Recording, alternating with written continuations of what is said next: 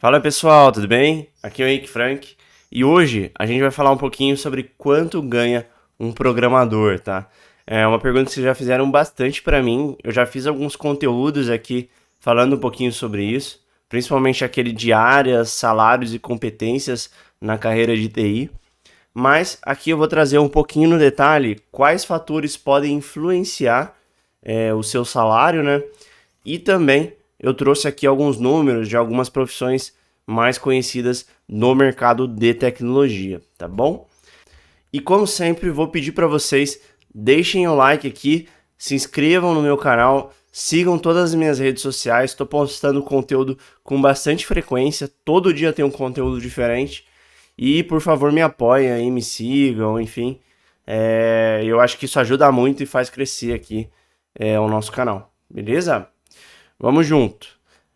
Bom, então falando de alguns fatores que influenciam o salário, e a gente vai comentar no detalhe cada um desses, eu acredito muito que a localização é uma das coisas que mais influencia, a empresa na qual você está trabalhando, né? A área de especialização, qual segmento você está seguindo dentro da carreira de TI, e também a experiência sua e a experiência exigida ali por determinada vaga, tá bom? E aí, com base nisso, a gente vai entrar aqui em detalhes sobre cada um desses pontos, tá? Sobre a localização, por exemplo, se você trabalha aí em São Paulo, ou Minas Gerais, ou no Rio, numa mesma profissão, com a mesma especialidade, com o mesmo nível, né? Por exemplo, pleno, na mesma empresa eu acho difícil, tá? Mas talvez numa empresa bastante semelhante, né? Então, você comparar ali duas empresas de tamanho parecido, com culturas mais ou menos parecidas, você vai ver que vai ter uma diferença no valor desses salários, tá? E isso depende muito da região. Claro, chega a ser meio óbvio, né, que cada região tem um custo de vida diferente, até por isso que eles pagam diferente, né? Mas, se você puder, prefira trabalhar aí para os grandes centros, tá? Então, por exemplo, em São Paulo você vai ganhar, na maioria das vezes, mais do que trabalhar em Minas Gerais, por exemplo. Claro, existem exceções à regra, tá? Mas, na maioria das vezes, São Paulo ali você vai ter vagas, mais vagas, né, ganhando mais do que trabalhando em outras regiões, tá?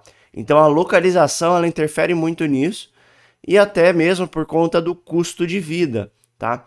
Então, por exemplo, vai ficar a seu critério morar em São Paulo e trabalhar para São Paulo, ganhando mais, porém pagando mais, né? Talvez num aluguel, talvez com alimentação, enfim, o custo de vida em geral sendo mais alto, ou você trabalhar ali, talvez em Minas Gerais, com um custo de vida mais baixo, ganhando um pouco menos também, tá? Fica aí a critério de cada um. Porém, na área de TI, a gente tem a exceção do trabalho do home office, né?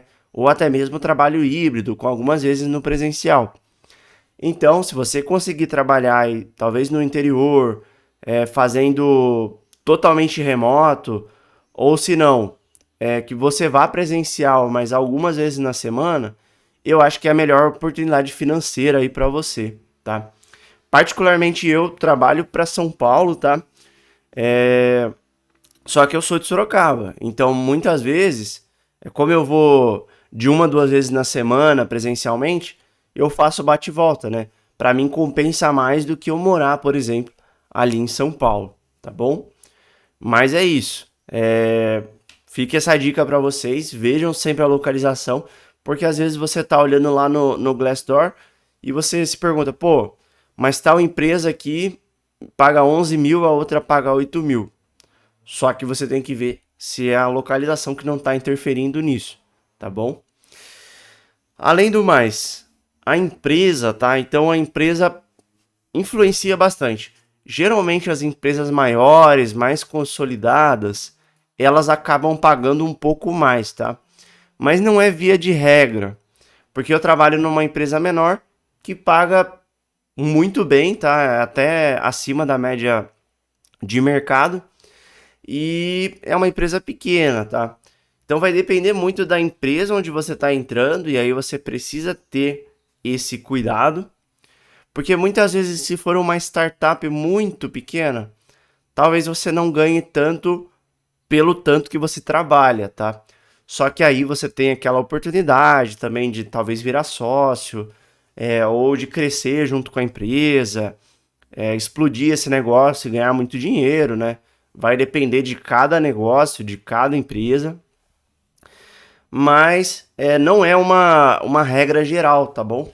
Então, por exemplo, eu gosto mais de trabalhar em pequenas e médias empresas que pagam muito bem, porque você consegue ter mais frente nas coisas, consegue ter mais autonomia, você consegue decidir mais na ponta, tá? Querendo ou não, você tem mais responsabilidades também, mas eu acho que eu tenho muita margem para dar opinião, para poder fazer inovações, e eu gosto bastante disso, tá? Eu não gosto muito daquele modelo hierárquico, onde tem um monte de pessoas na fila aí na frente, que já vão entrar para determinada vaga, e muitas vezes eu não tenho nem muita voz, tá? Mas aí fica a critério de cada um. Cada, cada uma dessas diferenças, né, da empresa pequena, empresa maior, cada uma delas tem a sua vantagem, tá bom? Então, não tô desmerecendo aqui as empresas maiores, eu acho que cada uma aí tem a sua respectiva, o seu respectivo benefício, tá bom? E aí, em empresas maiores, assim, pode ter grandes empresas, por exemplo, na Google, a Microsoft, que pagam ali muito acima, né?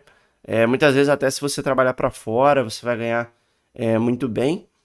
Porém, acontece casos aí de grandes empresas que, como eles têm uma oferta muito grande de funcionários, né? Tem muito funcionário, tem muita gente querendo entrar na empresa, e eles conseguem fazer salários mais baixos e continuarem a ser atrativos, né? Pode ser que essas empresas tenham uma série de benefícios, ou tenham uma estabilidade maior, enfim, tem uma série de outros pontos também que podem fazer com que empresas grandes paguem um pouquinho menos, tá? Então fiquem de olho aí nesse detalhe em específico, tá bom? Além disso, é claro, a área de especialização é um fator super importante, tá? Então, se a sua especialização ela já passou ali por uma crescente demanda de profissionais, onde tinha muitas vagas, muitas vezes se você entrou há 20 anos atrás, por exemplo, há 10 anos atrás, onde tinha muitas vagas, muita oferta, o salário era muito grande, talvez hoje você esteja aí mais nesse patamar de estagnação, tá? Então, assim, os profissionais ainda são necessários, mas não tem um crescimento de salário que acompanha o mercado. Claro que nesse caso você pode ganhar por experiência, se você é um cara aí com bastante experiência. Só que se você está entrando novo numa linguagem que talvez já seja mais antiga, que já está sendo pouco utilizada, né, ao longo do tempo, porque surgiram novas tecnologias, provavelmente você vai ganhar menos, tá? E até mesmo pela complexidade da linguagem de programação. Claro que assim, não adianta nada você trabalhar numa uma linguagem com uma complexidade alta que não está sendo mais utilizada. Você pode ganhar muito dinheiro, mas as vagas vão ser muito pequenas, tá? Vão ser muito específicas, principalmente para atuar aí com sistemas antigos, que a gente chama dos sistemas legados, né? Enfim, foram criadas em uma época lá, mas hoje eles estão para ser migrados, né? Eles querem criar novos sistemas com novas tecnologias, com novas ferramentas de segurança e tudo mais. Então você pode acabar ficando um pouquinho para trás se você escolher algumas linguagens que estão morrendo aí ao longo do tempo, tá bom? Então sempre pesquise bastante sobre a área que você quer entrar, a linguagem que você quer atuar, porque isso varia muito, tá bom? Vocês vão ver aqui que um desenvolvedor de RPA, um cara que faz o front-end de um BI, não ganha a mesma coisa que um engenheiro de dados, um cientista de dados, ou até mesmo um dev full stack, tá bom? Então, tenham bastante cuidado aí nesse sentido para não começarem a estudar numa coisa que vocês vão se frustrar lá na frente. Então, eu aconselho vocês muito a pesquisar salário mesmo, sabe? Se vocês vão pegar uma coisa para estudar, vocês querem ir a fundo, pesquisa o salário, pergunta para algumas pessoas, porque muitas vezes você, dentro da empresa, não tem essa visibilidade. Às vezes você tem vergonha de perguntar. Eu já tive muita vergonha de perguntar também. Às vezes a empresa também não dá uma boa visibilidade de quanto que você vai ganhar, qual que é o caminho de carreira, né, dentro da empresa. Então, pô, se provoque mesmo, tenta ir atrás. Eu acho que isso ajuda muito e vai te tirar muitas surpresas negativas aí no longo prazo, tá bom? Além disso, experiência é um fator extremamente importante, tá? Experiência de casa, vocês sabem, qualquer área, não necessariamente só programação, gera muito valor, tá? Então, se você trabalhou aí 3 anos, 5 anos em cima de problemas distintos, você vai desenvolver muito mais rápido o seu código, você vai ter uma produtividade excelente. O seu código deve ter pelo menos uma qualidade melhor, tá? Se não tiver, tem algum problema muito grande com você. Você vai conseguir criticar projeto de outras pessoas. E aqui criticar eu falo assim no bom sentido, tá? De fato ver, enxergar possíveis melhorias, otimização, identificar falhas também de segurança, possíveis bugs aí do futuro do seu código.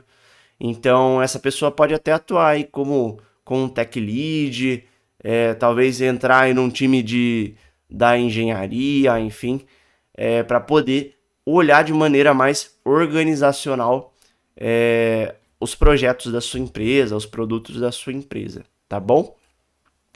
Então, isso vale muito. A gente sabe aí das faixas de júnior, pleno e sênior. E só com o tempo mesmo para você ir alavancando isso.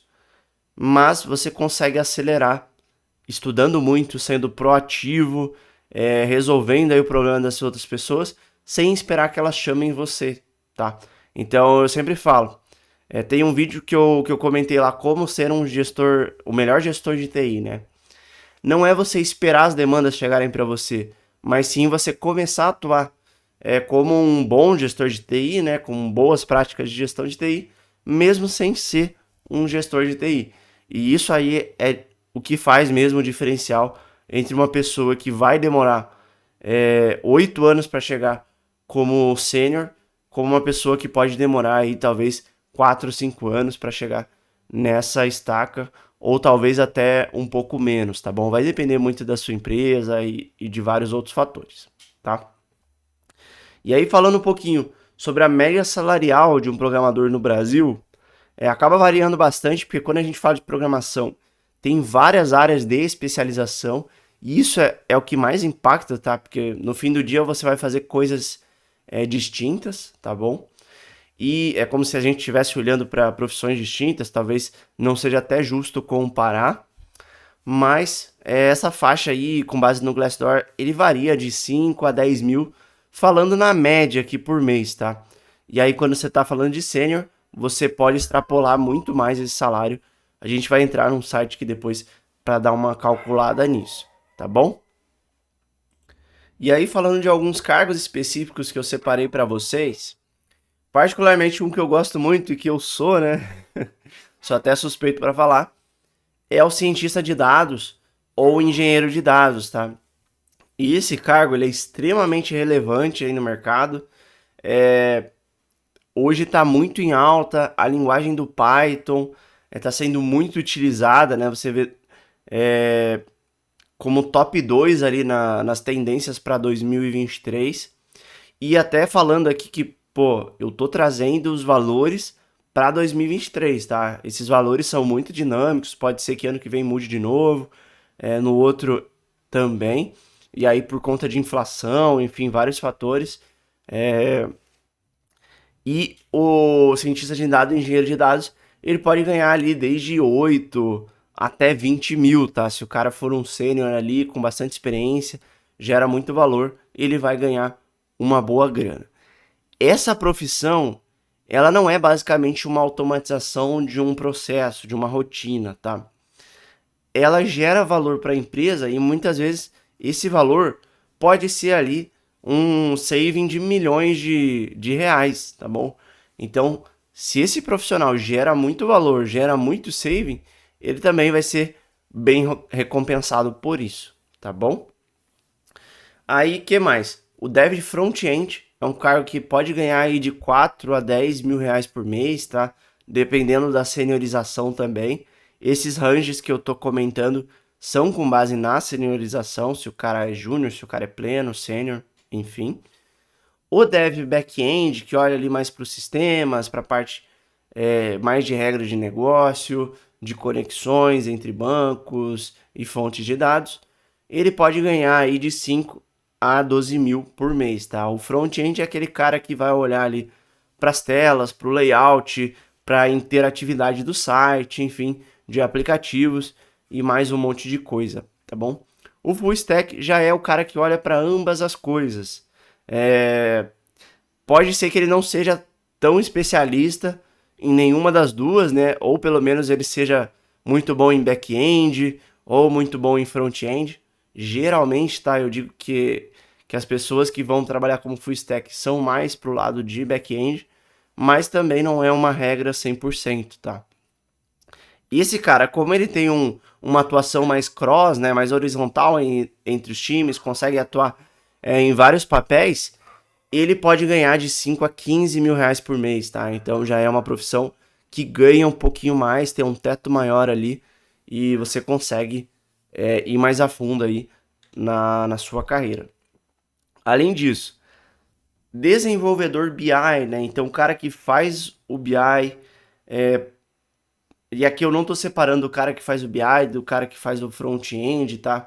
Eu acho que tem algumas variações aí nesses salários, mas esse cara aí pode ganhar de 6 a 12 mil reais por mês. Então também é uma profissão bem paga. Muitas vezes o desenvolvedor de front-end ele é um pouquinho desvalorizado, até por conta que tem muita gente trabalhando aí na área, enfim. E aí o custo acaba sendo menor, né? A profissão acaba sendo menos paga, menos bem paga, né? E aí entra aquele critério que eu comento para vocês, que é a oferta e a demanda, né? Então, pô, se tem muito profissional no mercado e tem pouca vaga, esses caras vão ganhar cada vez menos, tá? Então, ou pelo menos o salário vai parar de crescer em relação a outras profissões. Vão ser menos disputados. Claro que assim, se você é um cara experiente, que tem uma. Pô, você manda muito bem, seus projetos são muito bem entregues, é claro que você vai ganhar mais, tá? Não é uma média assim que vai valer para todo mundo. Mas aí conta muito o fator experiência, tá? Que mais? Engenharia de software, que também é uma carreira aí muito bacana, para construção de sistemas, construção de software mesmo, né? Tem um salário bem interessante, variando aí de 8 a 15 mil reais por mês também, tá? Já o arquiteto de dados, só para a gente fechar, que eu não tinha comentado lá no outro vídeo e o pessoal deu uma criticada. É um cara que ganha muito bem também e pode ganhar aí de 10 a 20 mil reais por mês, tá? Esse é o cara que vai olhar para toda a arquitetura dos dados, né? Como que está sendo construído as tabelas, qual que é a parte aí do relacionamento entre elas, questão de otimização, questão de disponibilidade, como que tudo isso vai se encaixar, né, nos sistemas da companhia. E esse cara é extremamente essencial e gera muito valor, vai evitar um monte de problema no longo prazo, tá? Muito relacionado à governança e tudo mais. Então, esse arquiteto é um cara muito importante também. E aí, só para a gente fechar o conteúdo, eu vou mostrar aqui para vocês um site que eu separei do Geek Hunter. E se vocês quiserem entrar aqui depois também, sintam-se totalmente à vontade, tá? É só você pesquisar aqui no Google salário de programador, Geek Hunter, e aí ele fala aqui, ó, desde o júnior ao pleno e ao sênior, tá? Esse post aqui é sobre 2022, tá? Então isso vem sempre sendo atualizado, mas ele traz aqui algumas coisinhas bem legais, falando aí da localização, especialidade, quais são as próximas linguagens pro ano seguinte. Claro que assim, todos esses conteúdos já trouxe aqui no nosso canal, tá? Então é só vocês pesquisarem aí, tem bastante coisa. E traz aqui também alguns detalhes de salário, tá bom? Então, por exemplo, aqui ó, localização, ele faz essa comparação de São Paulo, BH, por exemplo, Florianópolis você acaba ganhando bem aqui também como júnior, mas aí quando você vai entrar em pleno, continua a mesma coisa. Então vai depender muito. Claro que assim, não precisa ser levado 100% à risca, isso aqui é uma média que foi calculada, mas já serve aqui como parâmetro para fazer alguns cálculos, tá bom? Vocês podem ver aí que São Paulo é disparado o lugar que paga melhor, e até mesmo por isso que o pessoal acaba mudando para São Paulo para poder trabalhar. Apesar de ter um custo de vida maior, também paga melhor e você consegue fazer aí o seu pé de meia, conseguir trabalhar aí e fazer um bom dinheiro para depois, enfim, fazer o que você quiser da vida, né? Se quiser viajar, você consegue aí depois de bastante trabalho. Bom, e aí a linguagem de programação também, né, faz uma boa diferença.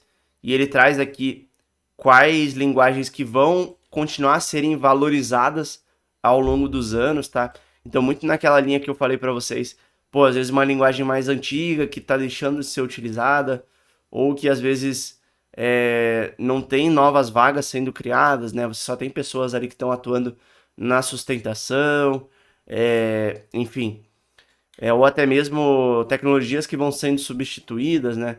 Então, por exemplo, aqui ó, o R, ETL, hoje você tem muitas dessas ferramentas dentro do próprio Python, então você acaba tendo uma desvalorização de algumas outras linguagens. Claro que vai depender aí de cada profissão, de cada empresa, enfim, de como que ela é construída, qual que é a arquitetura dela. Mas você pode ver aí que tem uma diferença aí das linguagens que estão sendo mais valorizadas continuamente, tá? Isso aqui olhando para uma foto, tá? De 2022, visão para 2023, mas pode ser aí que enquanto você estiver vendo esse conteúdo aqui, sei lá, você está em 2025, já esteja um pouquinho diferente. Já morreu o Python, por exemplo, já começou outra linguagem. Então, depende muito de vários fatores, tá? Apesar de que eu acredito que isso aqui não deva oscilar muito no longo prazo, tá bom? E aí é que ele traz também outras carreiras, né, que estão em alta também. Se vocês quiserem olhar no detalhe, é bastante interessante esse artigo. E aí, ó, ele comenta aqui também como negociar o salário ali com o seu contratante, né? Acho que são alguns pontos aí que eu já comentei até nas entrevistas de TI, né? Então, pesquisa a média salarial, define qual que é a faixa que você quer receber. Então entenda mesmo quais são os seus custos mensais, se dá para você diminuir alguma coisa ou não. E aí você entende qual que é a faixa que seria agradável para você ganhar bem, para poder pagar suas contas. E também, às vezes, sobrar algum dinheiro para você investir em alguma coisa, fica aí a seu critério, tá bom? Mas claro que assim, às vezes você tem que ganhar menos no começo mesmo, para depois ter um retorno melhor. Mas aí vai de cada um, vai das dívidas que cada um tem também. E, enfim, saiba vender seu peixe, contextualize as suas expectativas. Isso não é fácil, tá? Acho que vai de muito treino, vai de você fazer muita entrevista também para ficar bom nisso. Mas aqui tem algumas recomendações também, tá bom? Bom, pessoal, eu acho que é isso. Espero que esse conteúdo tenha te ajudado a entender um pouquinho mais quanto que ganha um programador, quais carreiras que talvez você quer seguir, né? Falando de especialidade. Claro que aqui olhando só para salário, tá? A gente tem conteúdos específicos falando sobre o que cada uma dessas carreiras faz. Como eu falei, tem o conteúdo ali das 7 carreiras, salários e competências na área de TI. Você pode olhar lá com mais detalhe o que cada uma dessas frentes faz. Mas eu espero que tenha ficado mais claro aqui para você, pelo menos a parte do salário, e que se você se interessa, venha pro mundo de TI, eu tô aqui para ajudar você. Me siga aí nas redes sociais para ver mais conteúdos desse, muitos conteúdos gratuitos que eu vou postando todo dia. E, enfim, deixa o gostei de você, se você gostou desse vídeo. Ativa aí o sininho das notificações para sempre receber os meus vídeos. Por enquanto eu tô postando toda quarta e todo sábado às 8 da noite. Então fique atento aí para receber todas as notificações. E claro, se inscreva aí no canal, compartilhe com os amigos e vamos junto, tá bom? Espero que você consiga seguir aí na carreira de programação também. Se você não gostar da carreira de programação, mas quiser entrar para a área de TI, também tem vaga, tá bom? E também é muito bem paga. Eu vou falar um pouquinho em mais algum conteúdo sobre a carreira de produtos dentro da área de TI, né? Que fica ali a par com o programador. E eu acho que tem muita oportunidade também aí para quem não gosta de programar, tá bom? Mas é isso, pessoal. Vamos junto. Um grande abraço e até a próxima. Valeu, tchau, tchau.